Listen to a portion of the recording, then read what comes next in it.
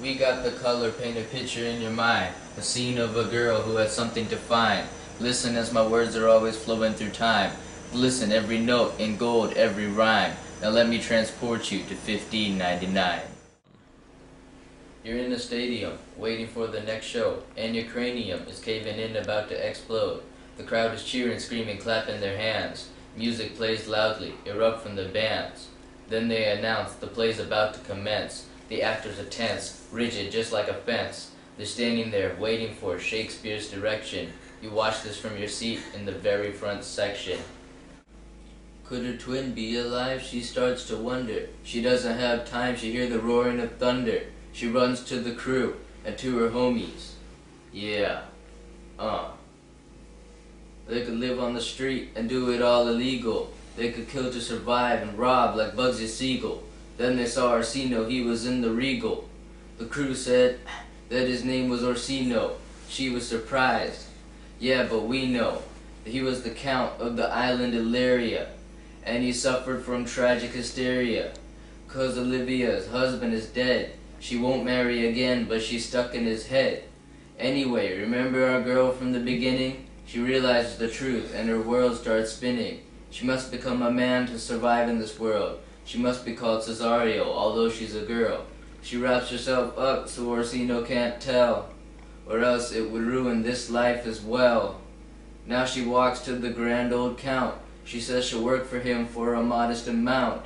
After several days he trusts her with a paper. Seals it with wax 'cause he didn't have a stapler. Had to trust her, he couldn't videotape her. Yeah. So Cesario the woman walked across the island. She didn't realize things would soon get violent. She walked in peace as she listened to silence. Then she heard wailing like the ambulance siren. It was the young Countess crying. Cesario approached while her eyes were drying. Then he read the amorous Orsino's note. Meanwhile, a young man emerged from a boat. He was wet, he was Cesario's twin. He was not aware of the trouble he's in. He was about to see himself doubly sin. As it turns out, he was alive and saved by a ship captain who was found in the waves. Yeah, and his name was Sebastian. There aren't any words that rhyme with Sebastian. While Cesario read, Olivia cried. Her love for Cesario she could not hide. So it looks as if Cesario's a man. Really he's a girl doing all that she can. But inevitably there is a mishap. That's going to be explained in the middle of this rap. Orsino wants Olivia. Olivia wants Cesario. Cesario wants the Count. As if that's not enough of an amount. Sebastian shows up, surprising Cesario. There are also no words that rhyme with Cesario. As the twins come face to face, they quicken the pace to race. The queen embrace her ace.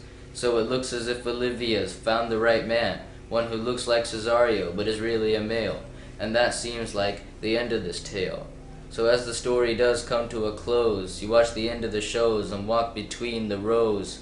You wonder how all this could happen. I hope you got the story from all of that rapping. You should have got hooked on every verse, every line. Yeah, some say it's edgy, but I say it's fine.